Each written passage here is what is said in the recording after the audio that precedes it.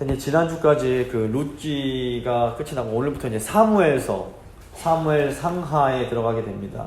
사무엘서는 너무 잘 아시겠지만 사울 맨 앞에 이제 한나 이야기부터 해갖고 사무엘 얘기, 사울 왕 얘기, 다윗 왕 얘기 굉장히 유명하고 재미있는 내용으로 이루어져 있습니다. 근데 이제 사무엘서는 단순히 재미만 있는 것이 아니라 아주 중요한 하나님의 계시가 들어있는 책이기도 합니다. 그래서 이제 오늘 이제 첫 시간이기 때문에 이 사무엘서가 어떤 책인지에 대해서 한번 큰 밑그림을 좀 그려보도록 하겠습니다.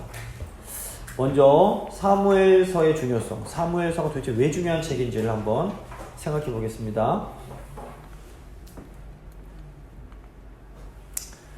약속의 성취라고 되어 있는데 이제 마태복음 1장 1절 보시면 아브라함과 다윗의 자손 예수 그리스도의 계보라 이렇게 시작을 합니다. 그러니까 마태복음이 예수님을 소개할 때에 구약에 나오는 그 많은 인물들 중에서 예수님의 조상으로 두 사람을 댑니다. 아브라함, 다윗. 여기서 이제 다윗의 역사를 소개한 책이 이제 사무엘서입니다. 그러니까 사무엘서는 한마디로 하면 누구에 관한 책이냐? 다윗에 관한 책이다라고 말할 수도 있습니다. 자, 먼저 이제 그럼 왜 아브라함과 다윗이 중요한가? 일단 아브라함은 하나님의 나라의 기초가 되는 사람입니다. 저희가 요즘 주일마다 창세기를 강의하고 있는데 창세기 1장부터 11장을 보시면 하나님께서 세상을 아주 아름답게 완전하게 창조하시지만 인류가 죄 가운데 이제 불행에 처하게 됩니다. 이제 인류가 이렇게 막 엉망되는 거, 노아 홍수도 일어나고 바벨탑 쌓는 걸 보면서 도대체 하나님께서 그 처음 세우셨던 계획은 어떻게 되는가 궁금해지게 됩니다. 이제 이에 대한 대답이 창세기 12장부터 나오는 아브라함입니다. 하나님께서 아브라함을 불러서 언약을 맺으시고 그 후손들 가운데서 이스라엘을 언약 백성, 하나님의 백성으로 삼으십니다. 하나님께서 언약 백성에게 주신 약속이 무엇입니까? 내가 너로 하여금 복이 되게 하겠다. 천하 만민이 너를 통해서 복을 받게 하겠다라는 약속이었습니다. 그래서 이제 창세기 1장부터 11장에 보여지는 이 저주의 역사가 이 아브라함 한 사람 때문에 이제 변하게 됩니다. 본래 하나님은 인류에게 복을 주셨습니다. 근데 인간의 죄 때문에 이 복을 잃어버릴 위기가 찾아오게 되는데 이제 이 위기가 아브라함과 그의 후손을 통해서 극복이 되고 하나님께서 주시는 복이 회복이 되는 겁니다. 그래서 하나님께서 이 일을 위해서 이스라엘 백성을 세우신 겁니다. 근데 이제 다윗은 누구냐? 다윗이 하나님께서 아브라함에게 주신 이 약속을 이어받는 사람인 겁니다. 아브라함의 약속이 다윗 때에 구체화되고 실현이 됩니다. 다윗 왕 때에 이스라엘이 큰 나라가 됩니다. 아브라함에게 주신 계획과 약속이 다윗 때에 성취가 되면서 하나님의 백성, 즉 언약 백성 이스라엘이 축복을 누립니다. 그리고 이 다윗의 역사는 다윗의 후손으로 오시는 예수 그리스도로 연결이 됩니다. 다윗에게 주어진 약속을 궁극적으로 성취하시는 분이 예수 그리스도이십니다. 이제 구약을 보시면 꼭 사무엘서뿐 아니라 여러 군데에서 다윗이 아주 중요한 인물로 나타납니다. 이제 사무엘서에 이어지는 열왕기나 역대기를 봐도 다윗은 후대에 나오는 이스라엘 왕들의 기준이 됩니다. 그래서 다윗 왕처럼 행하면 좋은 왕으로 평가되고 다윗 왕처럼 행하지 못하면 이건 악한 왕이 되는 겁니다. 또 그 뒤에 나오는 구약 선지서들도 보면 다윗이 아주 중요한 역할을 합니다. 이사야, 에스겔, 호세아 같은 선지자들이 메시아를 예언할 때에 다윗의 이름을 언급합니다. 이새의 아들, 다윗과 같은 이가 온다 이런 식으로. 그래서 이 사무엘서는 하나님의 구원 역사에 있어서 아주 가장 매우 중요한 이 다윗의 이야기를 다루고 있기 때문에 굉장히 중요한 책이다라고 볼 수 있습니다. 두 번째로 사무엘서는 아브라함에게 주어진 약속이 어떻게 성취되는가를 보여줄 뿐 아니라 장차 오실 예수 그리스도의 성취를 미리 보여주는, 예표하는 역할을 합니다. 가령 사무엘상 17장 보시면 그 유명한 다윗과 골리앗 이야기가 나옵니다.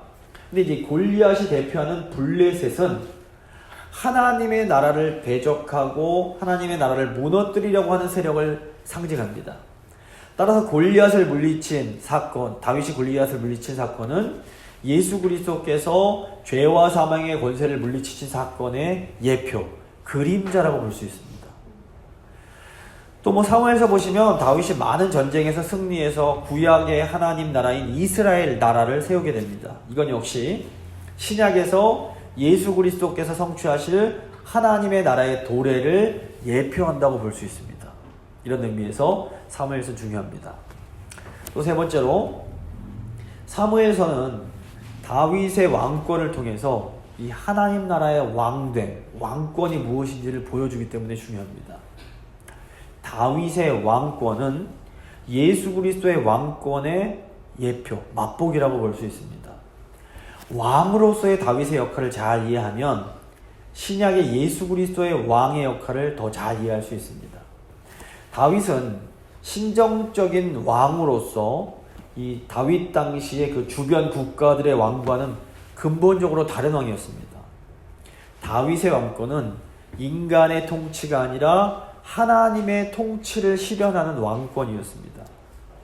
사실 하나님께서 처음 인간을 창조하실 때 왕적인 존재로 지으셨습니다. 창세기 1장 27절 28절 보시면 하나님께서 아담과 하와를 창조하신 다음에 온 땅을 다스려라 라고 명령을 하십니다. 근데 여기서 이제 다스리다 라는 말 자체가 이 왕권을 상징합니다. 물론 인간 왕은 자기 뜻대로가 아니라 하나님의 뜻을 받들어서 다스리는 일종의 섭정왕, 부왕의 역할을 해야 했습니다. 근데 아시다시피 인간이 죄를 지음으로 이 모든 것을 다 잃어버리게 됩니다. 이 다윗 왕은 하나님의 뜻에 순종해서 하나님의 다스림을 회복하는 존재였습니다. 그래서 다윗은 하늘에 계신 하나님의 왕권을 이 땅 가운데 실현하는 그런 왕이었다고 볼 수 있습니다. 이 왕권은 하나님 아버지의 뜻대로 이 세상을 다스리신 예수 그리스도의 왕권과 연결이 됩니다. 나아가 이제 신약 시대가 되면 모든 그리스도 안에 있는 사람들, 모든 신자는 이 왕의 역할을 해야 합니다. 베드로전서 2장 9절 보시면 너희는 왕 같은 제사장들이요. 또 이제 로마서나 바울서신 보시면 모든 신자가 왕 같은 제사장이기 때문에 그리스도 안에서 왕 노릇해야 함을 가르칩니다.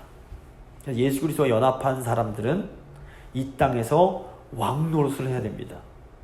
그런데 그리스도 안에서 왕 노릇하는 것은 이 세상 사람들이 생각하는 왕 노릇과 다릅니다. 이 세상 사람들은 왕 노릇하면 사람들 위해 군림하고 자기 힘으로 다른 사람들을 착취하고 자기의 이익과 유익을 구하면서 불의를 저지르는 것을 많이 생각합니다.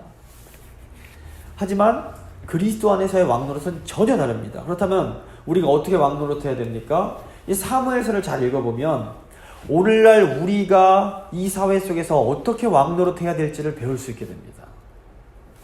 사무엘서를 보면 하나님의 축복을 받는 왕이 있고 하나님의 심판을 받는 왕이 있습니다. 여기서 우리가 알 수 있는 게 뭐냐면 그리스도 안에서 왕 노릇하는 것에 있어서 가장 중요한 것이 바로 순종이라는 사실입니다. 순종이 핵심입니다.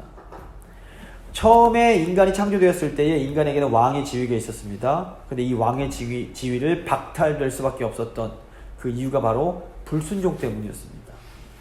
사실 사무엘서가 보여주는 이야기도 바로 이겁니다. 왕권을 행사함에 있어서 가장 중요한 게 바로 순종입니다. 물론 왕 노릇에는 질서도 세우고 외세 침략도 막는 등 여러 가지 이제 복합적인 차원이 있습니다. 하지만 왕권에 있어서 가장 본질적인 것이 순종하는가 불순종하는가입니다. 순종하지 않으면 잠시 잠깐은 대단해 보일지 몰라도 결국에는 아주 비참해지게 됩니다. 사무엘서를 읽을 때에 이런 하나님의 역사가 어떻게 드러나는 걸 우리가 잘 깨닫고 살펴볼 수 있어야 됩니다. 두 번째로 오늘 사무엘서의 배경 보겠습니다. 저자 기록식의 책 이름 보시면 사무엘상하는 본래 한 권의 책이었습니다. 그래서 사무엘서입니다. 근데 이게 제가 여러 번 말씀드렸지만 주전 2세기에서 3세기경에 그 요즘으로 치면 이제 이집트 지역 알렉산드리아 지방에서 당시에 유대인들이 많이 있었는데 이 사람들이 헬라어를 많이 썼다고 말씀드렸습니다. 그래서 그 히브리어를 할 수 없는 그 유대인들을 위해서 성경을 히브리어에서 헬라어로 번역을 하는데 히브리어는 그 헬라어로 번역을 하면 그 양이 보통 2배가 된다고 합니다. 글씨가 다르기 때문에 헬라어는 2배가 됩니다. 양이 많아지니까 한권이던 이 사무엘서를 사무엘상, 사무엘하 두 권으로 이제 나누게 됩니다. 지금 우리가 읽는 한글 성경도 이 헬라어 전통을 따라서 이제 사무엘을 사무엘상, 사무엘하 두 권으로 나누게 됐는데 본래 사무엘상하는 한 권으로 읽어야 됩니다. 그렇다면 이제 사무엘서의 저자는 누구일까요? 사무엘서 누가 썼을까요? 사무엘서 초반부는 사무엘 선지자가 썼을 수 있습니다. 근데 이제 사무엘상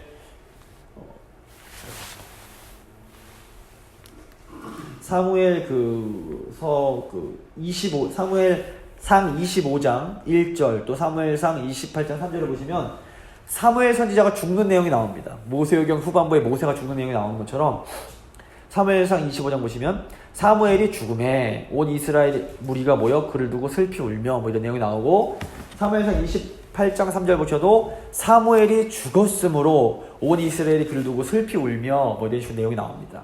그래서 이 이후의 이야기들은 사무엘이 썼을 가능성이 없는 겁니다. 죽은 능이 쓸 수가 없으니까 아마도 이 이후의 이야기들은 나단 선지자나 갓 선지자가 썼을 수 있습니다.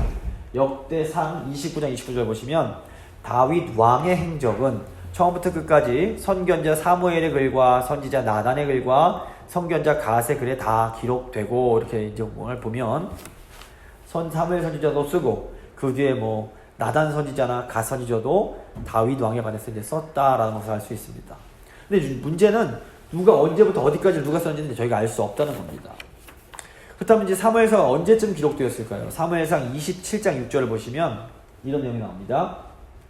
아기스가 그날에 시글락을 그에게 즉 다윗에게 주었으므로 시글락이 오늘까지 유다 왕에게 속하니라 라는 말이 나옵니다. 여기 유다 왕이라고 표현된 걸 보면 이 글을 쓸 때에 이미 이스라엘이 남쪽 유다와 북쪽 이스라엘로 나누어져 있을 때라는 걸 알 수가 있습니다. 사무엘서가 완성된 시기가 여로보암 그 솔로몬의 아들 르호보암 왕 때에 여로보암이라는 사람이 이제 10지파를 데리고 북쪽으로 올라가서 북이스라엘과 남쪽 유다로 나뉘게 되는데 이때쯤 이제 이 사무엘서가 쓰여질 당시에는 이미 이렇게 북쪽과 남쪽이 이미 분리돼서 유다 왕이라는 말을 사용할 때라는 걸 알 수 있습니다. 구약학자들에 따르면 아마도 사무엘서가 완성된 시기는 유다가 바벨론으로 끌려갈 때쯤에 이제 그 서기관들에 의해서 그 포로로 끌려가는 유다인들에게 이제 하나님 말씀을 가르치기 위해서 이때 이제 완성이 되지 않았을까 이렇게 이제 봅니다. 근데 이제 보시면 사무엘서는 그 주인공이 다윗 왕입니다. 다윗 왕에 관한 얘기인데 책 이름이 다윗이 아니라 사무엘입니다. 그 이유가 뭘까요? 물론 이제 사무엘이 그 뭐 사울 왕이나 뭐 다윗 왕을 세움으로 이스라엘의 왕제도, 왕정을 도입하긴 했습니다. 하지만 이 책의 이름이 사무엘로 붙을 만큼 사무엘이 중요한 것은 사무엘이 이 시대에 하나님의 말씀을 전하는 선지자 역할을 감당했기 때문입니다. 물론 사무엘은 당시에 뭐 제사장이자 사사의 역할도 다 했습니다.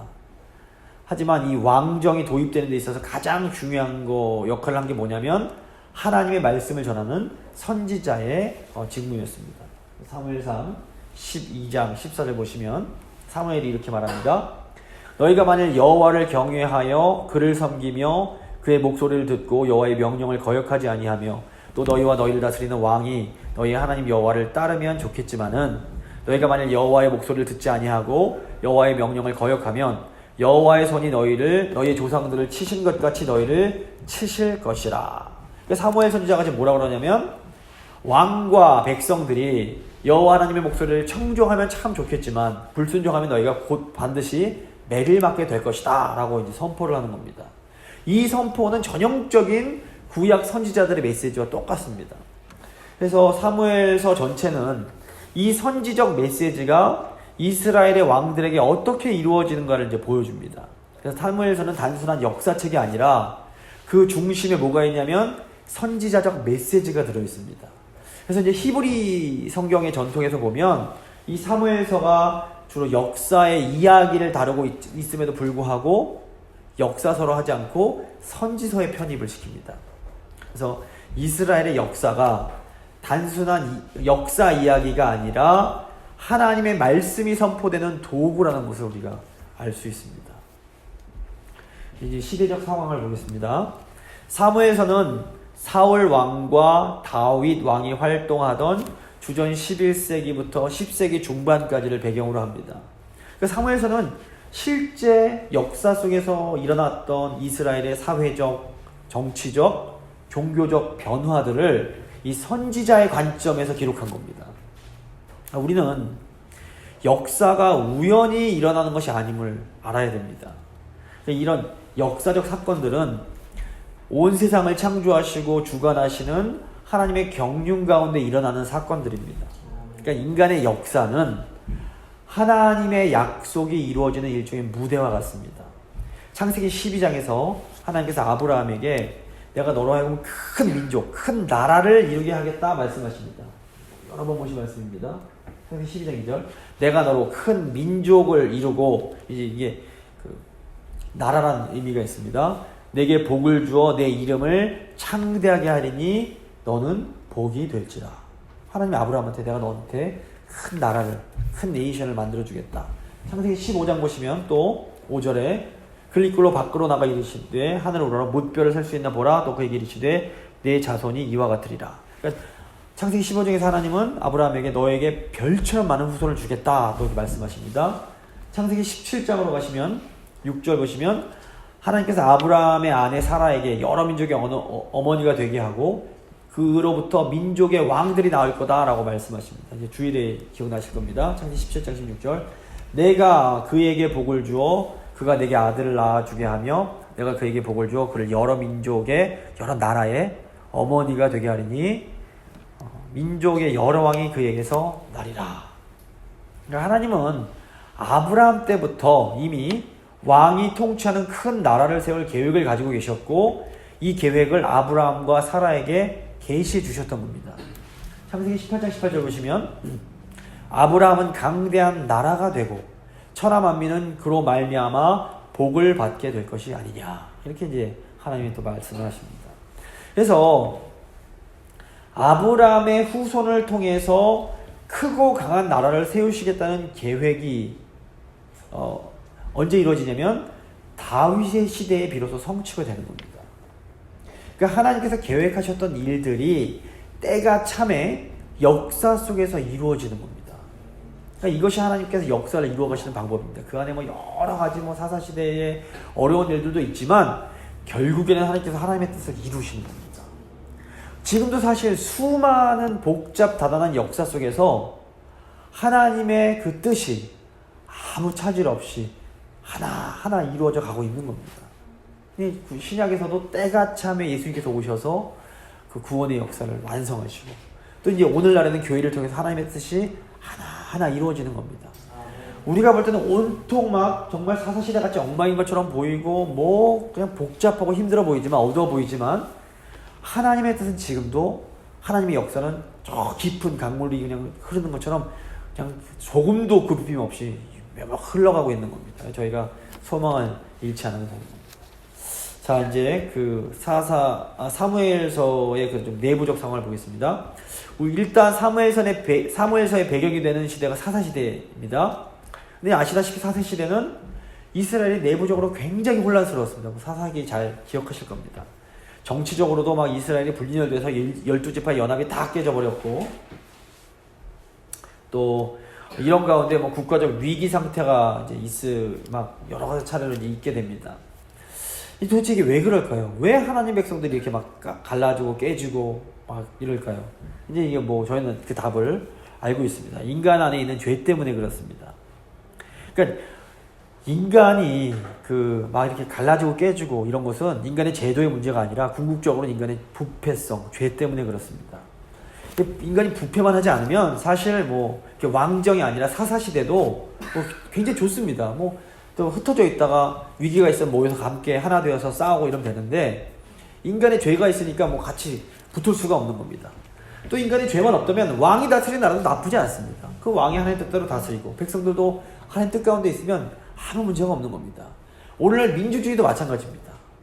하나님 뜻 안에 있으면 민주주의 정말 좋은 제도입니다. 근데 하나님 뜻 없으면 뭐 이 민주주의 핵심은 이렇게 다수결입니다. 근데 다수가 하나님 뜻 벗어나자 그러면 그대로 갈 수밖에 없는 겁니다. 민주주의도 하나님 뜻 안에 있으면 좋은 제도이지만 하나님 뜻 벗어나면 좋은 제도가 아닐 수 있는 겁니다.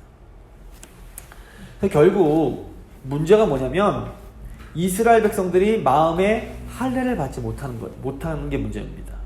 그래서 마음의 할례를 못 받으니까 우상 섬기던 가나안 땅에 계속 이스라엘이 동화될 수밖에 없었던 겁니다. 그래서 마음의 할례 받지 못한 사람들은 본질적으로, 어떻게 보면 본능적으로 이 세상적인 것, 세속적인 것에 대해서 매력을 자꾸 느끼고 타락해질 수밖에 없는 겁니다. 뭐 교회 다니던 다니지 않던 그게 중요한 게 아닙니다. 교회 안 다니는 사람들은 원래 그렇다 치더라도 교회에 다녀도 마음의 할례 받지 않으면, 저희가 이제 교리 시간에 배운 것처럼 중생되지 않으면 교회에 다녀도 계속 세상이 끌리는 겁니다. 그래서 마음의 할례 받지 않고 하나님 백성으로 거듭나지 않으면 이걸 어떻게 할 방법이 없는 겁니다. 그래서 가나안 백성들과 싸워야 되는데 자기들끼리 싸우고 하나님 섬겨야 되는데 자꾸 우상을 섬기고 그러는 겁니다. 그래서 이제 사사기에 그때에 이스라엘의 왕이 없으므로 자기 속에는 옳은 대로 행하였더라, 이런 혼란이 계속 거듭되는 겁니다. 이게 구약시대뿐 아니라 신약시대도 마찬가지고 교회의 시대는 오늘날도 마찬가지입니다. 그래서 하나님의 말씀에 순종하는 왕이 있어야만 혼란스러운 사사시대가 극복되고 하나님 나라가 도래할 수 있는 겁니다. 내부적으로 이제 이랬고, 외부적인 상황도 이제 어려움이 있었습니다. 당시 이스라엘은 내적으로 혼란스러웠지만 외적으로는 이 블레셋의 위협이 있었습니다. 그래서 이스라엘이 왕을 세우게 된 주된 이유 중 하나가 이런 외세, 외적, 그러니까 블레셋이나 암몬 같은 이런 외세대의 위협에서 벗어나기 위해서였습니다. 블레셋이 이제 앞으로 사무엘에 보면 계속 나오는데, 사사기에도 나오지만, 블레셋은 원래 이 지중해 연안 이쪽 크레타 섬이라고 불리던 연안에 있던 해양 민족입니다. 그래서 아모스서 9장 7절 보시면 블레셋 사람을 갑돌에서라고 하는데, 이 갑돌이 아마도 크레타 섬, 그리스 근처에 있는 크레타 섬이 아닐까라고 이제 추정을 합니다. 그래서 이쪽부터 이제 팔레스타인 남쪽으로 내려와서 정착을 하게 되는 거예요. 지중해 연안에 정착을 합니다. 보통 이제 아스돗, 가사, 에그론, 아스글론, 사사기에도 나오는 주요 5개 지역에 정착을 했습니다. 이제 블레셋이 5개였지만 전쟁할 때 이게 똘똘 뭉칩니다. 나쁜 놈들이 잘 뭉칩니다. 도리어. 그래서 게다가 이 블레셋이 철기 문명이었기 때문에 또 이스라엘뿐 아니라 주변 민족이 아주 위협적인 존재였습니다. 사무엘서 보시면 이스라엘이 계속해서 이 블레셋의 위협을 받습니다. 사울 왕도 이 블레셋과 싸우다가 죽임을 당합니다. 또 다윗 왕이 해야 됐던 중요한 일들 중 하나가 뭐냐면 블레셋을 물리치는 거였습니다. 그래서 어떻게 보면 당시 이제 이스라엘은 청동기였을 때 블레셋은 철기를 썼기 때문에 싸움을 굉장히 잘할 수밖에 없었습니다. 그래서 이 당시 이스라엘의 이 상황은 어떻게 볼 때 과거 애굽에서 노예 생활할 때랑 비슷했습니다. 강한 적에 눌림을 당하고 있었던 겁니다. 이런 어려운 외적 상황도 이스라엘 백성들로 하여금 우리도 왕이 좀 있어야겠다, 이 외적으로부터 우리를 막아줄 왕이 필요하다, 그러면서 왕을 요구하게 만들었습니다. 블레셋만 어려운 게 아니라 사무엘상 11장 보시면 암몬 족속도 위협이 됩니다. 그래서 사무엘상 12장에서 사무엘이 고별 설교할 때 이스라엘이 왕을 구하는 이유로 암몬 족속을 또 언급을 합니다. 어쨌거나 이렇게 내적으로 막 하나님 없이 혼란스럽고 외적으로 외적의 위협이 이스라엘 백성들로 하여금 왕정을 추구하는 그런 동기가 됩니다. 그래서 하나님께서 근데 결국에 또 따지고 보면 이런 모든 내외의 어려움들을 통해서 이스라엘을 크고 강한 왕국을 세우려는 이런 하나님의 뜻을 이루어 가시는 겁니다. 그러니까 우리 안에 이런 내적인 어려움, 외적인 어려움이 있을 수 있습니다. 지금 저희가 느끼기엔 하나님이 왜 우리한테 이렇게 어려움을 주시죠? 왜 우리 가정에, 우리 교회에 이런 힘듦을 자꾸 주시는 겁니까? 이렇게 생각이 들 수 있습니다. 물론 어려움은 힘듭니다. 하지만 이게 긴 암묵, 하나님의 역사의 관점에서 봤을 때는 하나님께서 우리의 이런 어려움을 통해서도 하나님의 뜻을 이루어가고 계신다는 것, 저희가 그걸 기억해야 됩니다. 저희가 지금 다 알 수 없지만 하나님이 이런 어려움들을 통해서 결국 하나님의 뜻을 이루시는 겁니다. 저희가 낙심하지 않고 소망 잃지 않고 하나님 제가 지금 다 모르지만 결국엔 하나님 뜻이 이루어질 줄 믿습니다 하면서 앞으로 나아갈 수 있는 겁니다. 자, 이제 사무엘서의 구조 보겠습니다. 사무엘서를 이해하려면 먼저 좀 전체 나무도 봐야 되지만 멀리서 숲을 볼 필요가 있습니다. 그래서 사무엘서 전체가 사무엘 상하, 제가 한 권이라고 말씀드렸는데 이 사무엘 전체가 어떻게 구성되어 있는지 그 구조를 보는 것이 사무엘서를 이해하는 데 굉장히 도움이 됩니다.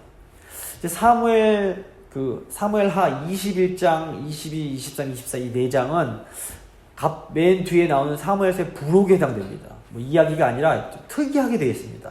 부록을 모아놓은 것처럼 되어 있습니다. 근데 이 내용을 또 잘 보면 이 내용 안에, 그러니까 사무엘하 21장부터 24장의 내용 안에 앞에 나온 사무엘서 전체 내용이 압축적으로 요약이 되어 있습니다. 제가 이제 그 교재에 적어드렸습니다.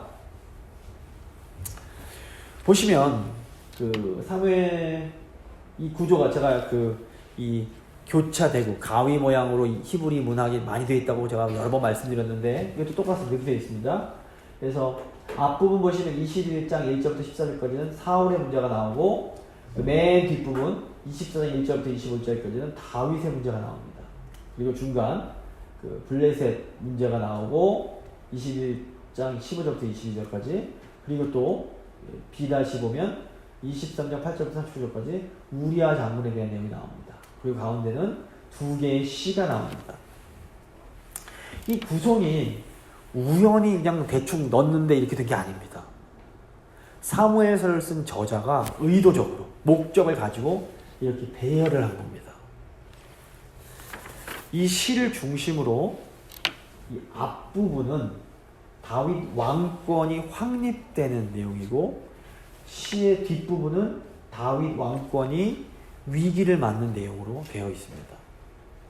그래서 이 구조 전체를 보면 사무엘 상하, 사무엘서 전체가 어떤 내용으로 구성되어 있는지를 잘 보여줍니다. 실제로 사무엘서 앞부분은 다윗이 어떻게 왕이 되고 왕권이 어떻게 확립되는지에 대한 내용이고 사무엘서 뒷부분은 이 다윗 왕권이 어떻게 위기를 맞고 또 그 위기를 극복해 가는가 하는 내용으로 되어 있습니다. 근데 이 부록 부분이 이걸 그대로 담고 있는 겁니다. 그래서 성경이 굉장히 조직적이고 체계적으로 짜여진 책입니다. 물론 당연히 아시겠지만 뭐 하나님이 영감 주셨지만 하나님이 영감을 받은 사람들도 정말로 온 힘을 다해서 아주 심혈을 기울여서 열심히 성경을 기록한 겁니다. 하나님께서 그 사람들을 이제 사용하신 겁니다. 조금 더 이 내용을 잘 살펴보겠습니다. 굉장히 흥미롭습니다. 먼저 이 A 부분 사울의 문제를 보시면 21장 1절부터 14절은 사울의 범죄 때문에 이스라엘에 3년 기근이 오는 내용입니다. 그러니까 사울이 왕이 됐을 때 이스라엘과 언약 맺었던 기브온 족속을 공격을 합니다. 여호수아 9장 보시면 이 기브온 사람들이 이스라엘과 언약 맺는 내용이 나옵니다. 기억 나실 겁니다. 먼 곳에서 있는 것처럼 속여갖고 빵도 막 일부러 곰팡이 쓴 거 갖고 오고 그래서 여호수아 속이는 내용이 나옵니다. 그래서 이 속여서 언약 맺어서 진멸을 피합니다. 어쨌거나 기브온 족속은 이스라엘과 언약 맺은 백성입니다. 그런데 사울 왕이 이 언약을 깨트리고 많은 사람을 학살합니다. 인종 청소를 한 겁니다. 여기 자세히 나오지 않지만 아마도 사울 왕이 이스라엘 백성들에게 인기를 얻으려고 왕권을 남용한 사건입니다. 하나님께서 이것을 문제 삼으시고 3년간 이스라엘에 기근을 주십니다. 이 기근 때문에 이스라엘 백성들이 큰 어려움을 겪는데 이제 사울 왕의 잘못을 다윗 왕이 떠안게 된 겁니다. 사울 왕이 저지른 거를 다윗 왕이 지금 책임져야 되는 상황입니다. 그런데 다윗 왕이 이 문제를 아주 공정하게 해결합니다. 기브온 사람들이 어떤 요청을 하냐면 언약을 깨트린 사울 왕의 후손 7명을 처형할 수 있게 해달라 이렇게 요청을 합니다. 다윗 왕이 이거를 허락을 해줍니다. 근데 당시 다윗 왕은 이 베냐민 지파도 잘 이렇게 구슬려야 될 입장이었는데 사울의 후손들을 기브온 사람들에게 내주는 것은 이스라엘 백성들이 보기에는 인기 있는 행동은 결코 아니었습니다. 그러니까 요즘 대통령이 뭐 백성들이 별로 국민들이 좋아하지 않는 행동하면 인기 떨어지는 것처럼 다윗 왕이 이 행동하면 다윗 왕 인기가 떨어지는 게 불보듯이 뻔했던 겁니다. 그래도 다윗이 공정하게 그 언약에 맞춰서 합니다. 뭐 물론 이때 기본은 굉장히 약한 국가였기 때문에 다윗 왕이 얼마든지 힘으로 내리 눌러서 까불지 마 어디서 하면서 내리 누를 수 있었습니다. 사실 사울 왕이 했던 행동이 이겁니다. 백성들에게 인기를 얻기 위해서 자기 왕권을 막 남용하는 겁니다. 봐라, 내가 이 작은 이방 민족 따위는 힘으로 얼마든지 눌러볼 수 있는 이스라엘의 왕이다. 이걸 사울 왕이 보여줬던 겁니다. 근데 다윗은 사울 왕처럼 자기 왕권을 위해서 인간적인 방법을 사용하지 않고 그 문제를 아주 공정하고 공의롭게 해결합니다. 근데 다윗이 이렇게 기본 사람들의 요청을 들어주는 와중에도 자신이 사울의 아들 요나단과 맺었던 언약을 또 신실하게 지킵니다. 그러니까 다윗은 이렇게 언약 관계를 무시하지 않고 공정하고 공의롭게 문제를 해결함으로 이스라엘에 이제 회복이 일어나게 됩니다. 하나님의 진노가 그치고 기근이 물러가고 좋은 결과가 나타납니다. 그리고 이 회복으로 인해서 다윗 왕권이 더 견고해지게 됩니다. 그러니까 잠시 잠깐 사람들에게 인기 끌려고 어떤 걸 하는 게 아니라 정말 하나님 뜻에 따라 행동이 있을 때에 그 왕권이 더 견고하게 서게 되는 겁니다. 이게 우리 삶에도 동일하게 적용이 됩니다. 인간적으로 볼 때 이렇게 하기도 좋을 것 같지만 하나님 뜻대로 하는 것이 궁극적으로 우리에게 훨씬 더 큰 안정감을 준다는 겁니다. 반면 이제 A- 부분에 보면 다윗이 일으키는 문제가 나옵니다. 이번에는 다윗이 자기의 범죄 때문에 이스라엘에 어려움을 가져오게 된 내용인데 다윗이 자신의 정치 욕심 때문에 뭘 하냐면 인구조사를 실시합니다. 근데 이렇게 다윗이 하나님과의 관계보다 자기 뜻을 앞세울 때 이제 재난이 찾아오게 됩니다. 근데 결과를 보면 다윗이 결국에는 여기서도 회복이 됩니다. 하나님의 진노가 물러가고 다윗 왕권도 무너지지가 않습니다. 다윗이 이때 이제 번제단을 세우게 되는데 이 번제단을 세운 장소가 훗날 솔로몬 성전이 세워지는 곳이 됩니다. 그러니까 이 번제단에서 제사를 드림으로 하나님과의 관계가 유지되는 겁니다. 근데 사울왕을 보면 사울왕은 범죄함으로 자신도 불행해지고 가정도 그 사울의 집안도 몰락해버리게 됩니다. 그런데 반면 다윗은 똑같이 아니라 다윗도 범죄했지만 다윗은 하나님의 은총을 입게 됩니다. 하나님께서 다윗을 긍휼히 여기심으로 다윗을 보존시켜 주시는 겁니다. 중요한 건 뭐냐면 다윗이 더 위대하고 뛰어나서가 아니라 하나님의 은혜로 보존이 된다는 겁니다. 다윗도 위기를 겪지만 다윗은 하나님의 긍휼과 사랑으로 위기를 극복하게 됩니다. 그 이유는 제가 잠시 후에 말씀드리겠습니다. B 보시면 이제 사무엘하 21장 15절 22절 블레셋 다윗이 이제 블레셋과 전쟁하는 내용이 나옵니다. 다윗이 블레셋 군인들을 물리침으로 이제 군사적인 문제를 해결하는 내용인데 앞에 A 부분이 그러니까 어떻게 보면 이스라엘 국가의 내적인 통치와 관련된 국가의 안정과 관련된 문제라면 이 B 부분은 외세로부터의 침략을 막는 구원자의 역할과 관련이 있습니다. 이스라엘 백성들이 왕에게 요구했던 두 가지 역할이 뭐냐면 하나는 내적인 안정을 위한 통치자의 역할을 해주는 것과 또 하나는 외부로부터의 그 침입을 막는 그 구원자의 역할을 요구했습니다. 이 두 개의 역할이 다 지금 나오는 겁니다.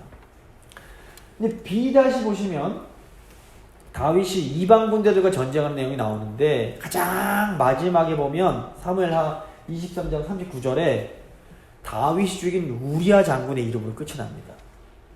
이게 무슨 의미냐면 다윗이 자기 왕권을 남용해서 우리야 장군을 죽인 그런 내용을 부각시키는 겁니다. 다윗의 잘못을 부각시키는 겁니다. 그래서 A- 부분이 통치자로서의 남용에 관한 내용이라면 B- 부분은 구원자로서의 남용에 대한 것을 다루고 있습니다.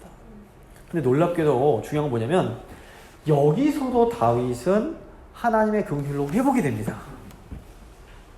이게 어떻게 이게 가능하냐면 다윗은 하나님과 언약 관계에 있는 사람입니다.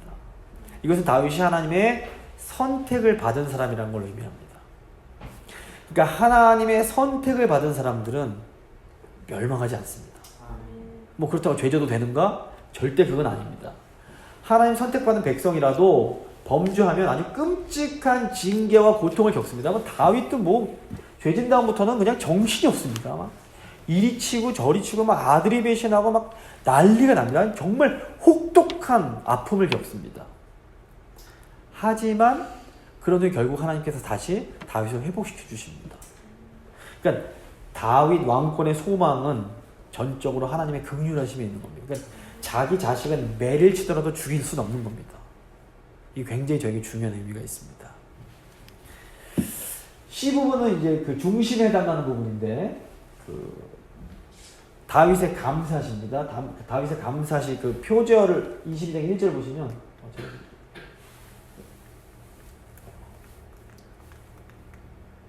21장 1절 이렇게 되어 있습니다. 여호와께서 다윗을 모든 원수의 손과 사울의 손에서 구원하신 그날에 다윗이 노래의 말씀으로 여호와께 아뢰어 이렇게 시작을 합니다. 그래서 하나님께서 모든 원수의 손, 이 원수의 손은 블레셋과 뭐 다른 이방 군대를 말합니다. 그리고 사울의 손에서 다윗을 구원해 내셨다라는 것을 이렇게 얘기를 합니다. 사무엘서는 결국 이 마지막 부분인데, 그 마지막 부분의 중심에 뭐가 있냐면 하나님께서 나를 구원하신 것에 대한 그 은혜에 대한 감사로 마무리가 되는 겁니다. 그래서 결국 다윗은 모든 것이 하나님의 은혜다라고 노래하면서 다윗의 이야기가 끝이 나는 겁니다. C 다시 부분을 보면 이것도 중요한데, 다윗의 유언이 들어있습니다. 사무엘하 23장 1절 앞부분을 보면 이는 다윗의 마지막 말이라 이렇게 되어 있습니다. 여기서 다윗의 마지막 말의 내용이 뭐냐면, 저희가 이제 맨 처음에 함께 읽었던 내용인데, 하나님을 경외하라 이 말입니다. 그러니까 공의로운 통치는 하나님을 경외하는 가운데 정의롭게 백성을 다스리는 것임을 말합니다. 그래서 하나님 나라, 하나님 왕국의 번영은 통치자가 하나님을 경외하는 가운데 백성들을 공의롭게 다스리는 것에 달려 있습니다. 근데 그럼에도 불구하고 다윗이 뭐라고 고백하냐면, 내 모든 소망은 하나님과 맺은 영원한 언약에 있다라고 고백을 합니다. 저희가 처음에 읽을 때 나와 더불어 영원한 언약을 세우셨다라고 고백하는 겁니다. 그래서 이제 다윗의 이 마지막 시를 보면, 다윗은 공의로운 통치를 하지 않으면, 왕이 공의로운 통치를 하지 않으면 가시나무가 살라 없어지듯 살라 없어질 것이다. 그러니까 심판을 당할 것이다 라고 이제 경고를 합니다. 공의롭게 통치하지 않으면 그 왕국의 장래는 결코 밝지 않다는 겁니다. 이게 이스라엘 나라만 얘기하는 게 아닙니다. 제가 아까 말씀드렸지만 우리도 오늘날 왕 같은 제사장으로서 그리스도 안에서 왕 노릇해야 하는 다 왕자와 공주들인 겁니다. 우리도 하나님 뜻 안에서 공의롭게 통치하지 않으면 미래가 밝을 수가 없는 겁니다. 그러니까 그리스도인이야말로 사실 가장 정의롭게 살아야 되는 사람들인 겁니다. 그래서 다윗이 어떻게 이런 고백을 하는가? 자기의 과거의 경험을 있기 때문에 그걸 이제 돌아보는 겁니다. 불의하게 우리아를 죽이고 하나님 뜻 저버리고 인구조사에서 자기 고생했던 거 다 다윗이 알고 있는 겁니다. 근데 중요한 건 뭐냐면, 우리에게 더 중요한 건 뭐냐면, 다윗이 그 많은 연약함과 범죄에도 불구하고 망하지 않았다는 겁니다. 다윗이 멸망하지 않은 것은 하나님의 언약적 사랑 때문입니다. 지금 다윗이 이제 유언을 남기는데, 이 유언은 다윗 후대 모든 왕들을 향한 유언입니다.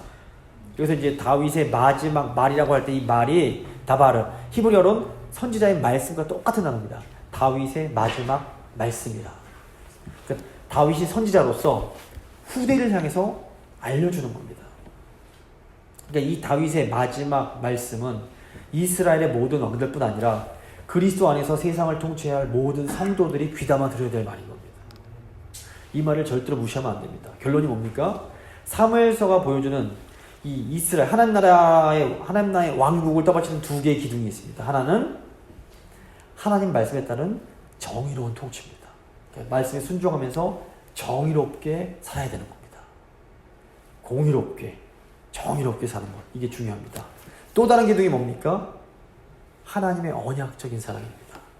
인간이 아무렇게 정의롭게 살려고 노력하는 한들 다윗도 안 되고 아무도 안 되는 겁니다. 그래서 하나님께서 언약적인 은혜로 그 사랑으로 우리를 끝까지 책임져 주시는 겁니다.